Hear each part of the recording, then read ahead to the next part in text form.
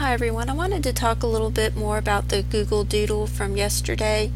I know everyone's excited about today's Google Doodle because it says I will rise, but there's a couple of things I wanted to point out about yesterday's Google Doodle. The main thing that I wanted to point out is that, as has already been revealed, all these clocks are at 10:07, and I just wanted to point out that when you add the numbers 10 and 7 together, you get the number 17, and I believe that's what's key, just as that was what was key in the other video that I talked about, or actually the other Google Doodle is what I meant to say, but as you can see, this was on March 17th, and I had explained how the number 17 is what I believe was important about that video or that Google Doodle.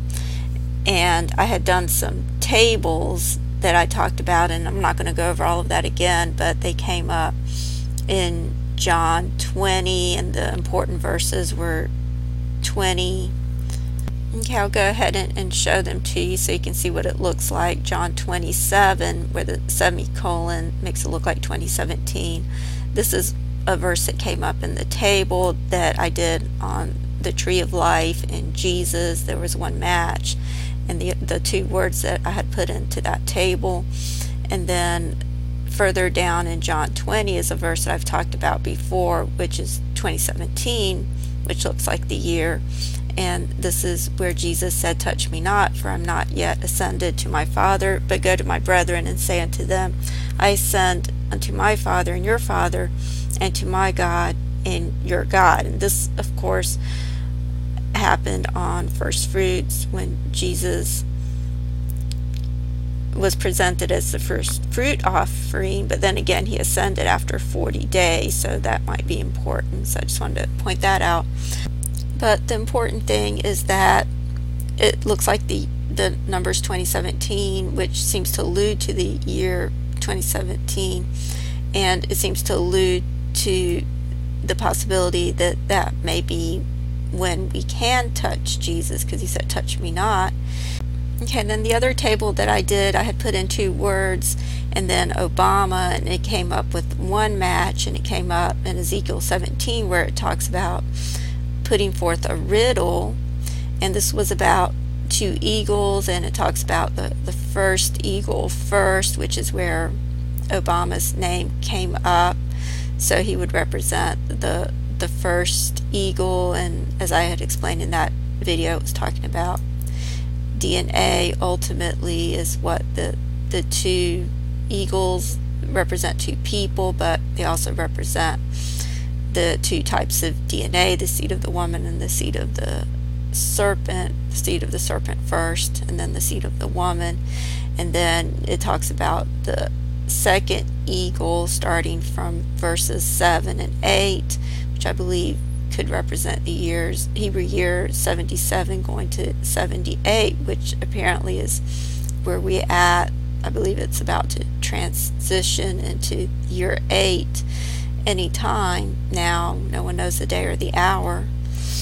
And then I had to explain the last part over here in verses 17 and 18, which again I believe represents the time that we're in right now, and I had to explain how this refers to the mark of the beast. I did that in the comment section of the third part, is where I showed the words, but I'll just read it for now. It says, "Neither shall Pharaoh with his mighty army and great company make for him in the war by casting up mounts and building forts to cut off many persons, seeing he despised the oath by breaking the covenant, when lo, he had given his hand, and hath done all these things, he shall not escape." And so when I had gone over some of the terms in the comments, I explained how this was talking about the mark of the beast, and so you would have to just look in the comments for that.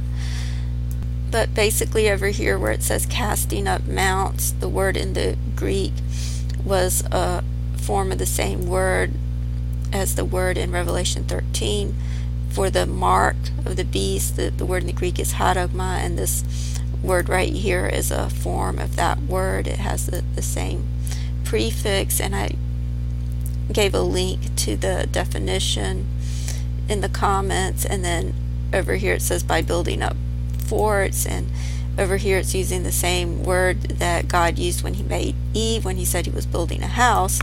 And then instead of forts, over here it has a word that means needles. But like I said, all those links are in part 3 of my video about Ezekiel 17.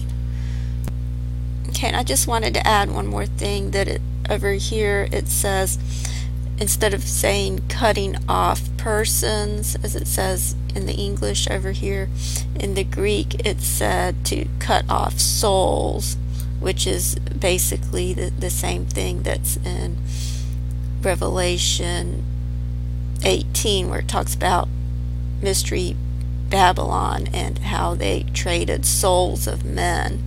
So like I said, I believe this is all about the mark of the beast, and I believe that's when it gets implemented, sometime between 17 and 18.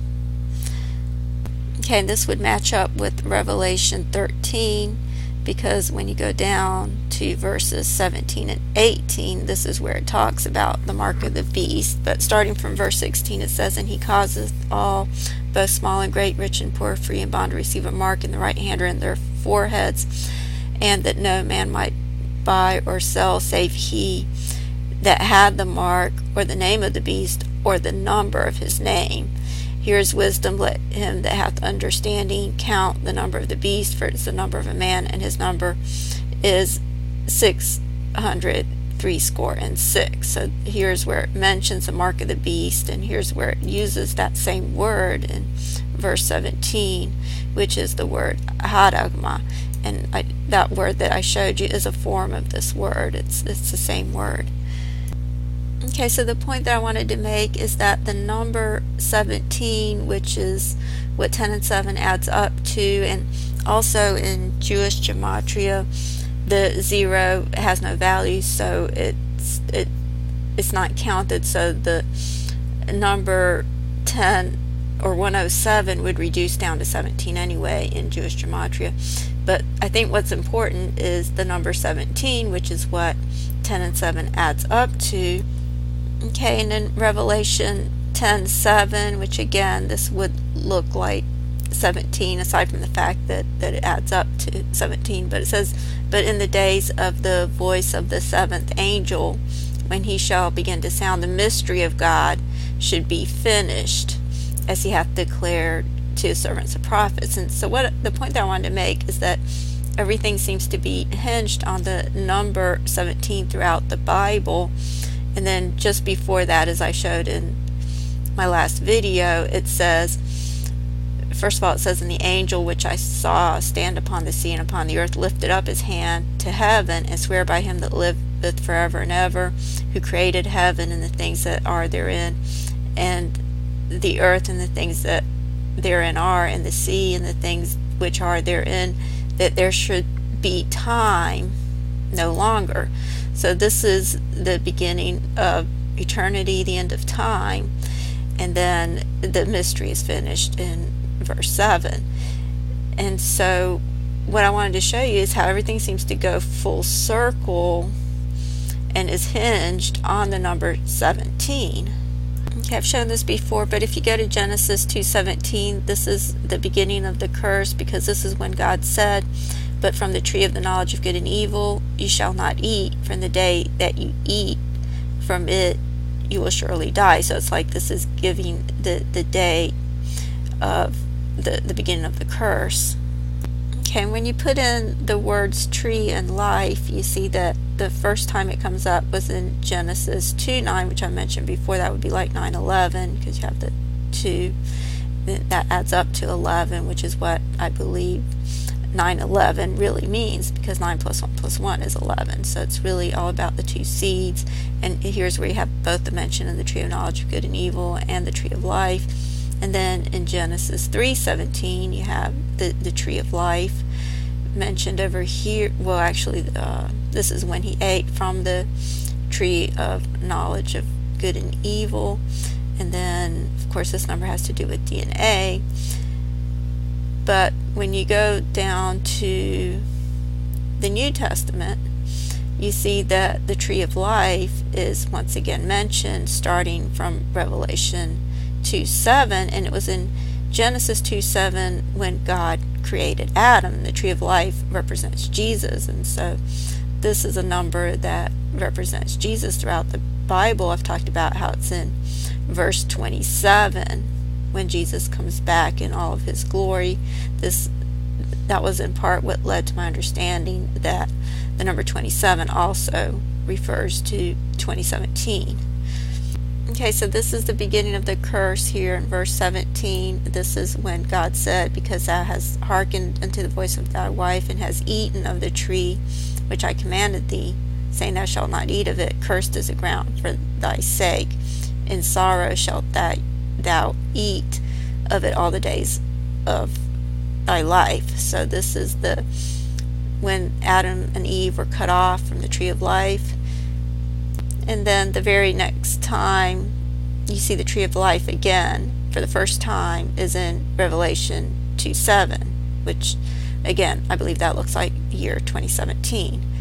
Okay, if you go to Revelation 20, and this is something that Pastor Sandy Armstrong has talked about, if you go through verses 1 through 7, you see that 1,000 years is mentioned 6 times.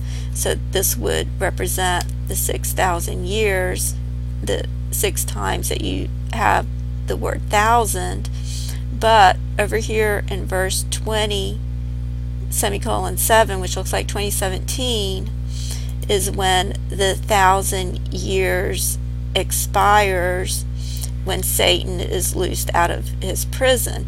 And so the point that I wanted to make is that I believe this is the beginning of the 1,000 years. And like I said, I believe everything goes full circle back to the beginning.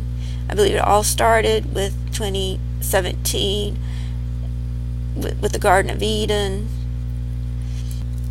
with God's very first commandment in Genesis 2:17. This was the beginning of the fall.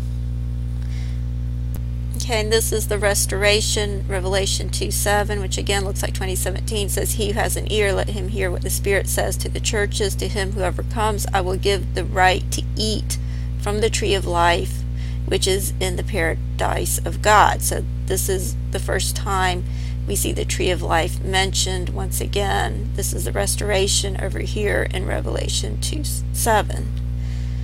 Okay, so the point that I wanted to make is that this is how I believe the Bible is written, and how prophecy in the Bible is written, that it's concentric circles, similar to the way the Jewish people dance. But I believe it's something more like this, actually. And I know that's a small picture, but there's another one further down. Let's see if that one works better. So you would have, pretend this is on the top, you would have 2017 over here.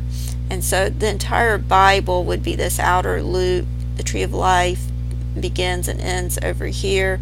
But then you have other prophecies within, such as the 1,000-year reign, which would begin with 2017, and then 1,000 years later it goes right back to 2017. Okay, so that's why I believe Satan is loosed out of his prison over here in 2017 once again. And then you have the Gog-Magog war starting in verse 8. So that's why the Gog-Magog war begins in 2018, but then 1,000 years later you have it again in 2018. And then you have the 2 witnesses. You see that over here in verse 11:7, which again this would be 117, just like Psalm 117. So I believe this represents the year 2017, but it says this is when they have finished their testimony. So this is the end of the 3.5 years, but I believe the end of the 3.5 years goes right back to the beginning. And so this would be one of the smaller loops, the 3.5 years. Okay, so I just wanted to explain that that's how I believe time works in the Bible, and how the Word of God is eternal, and that everything is hinged on the number 17. But I'm about out of time.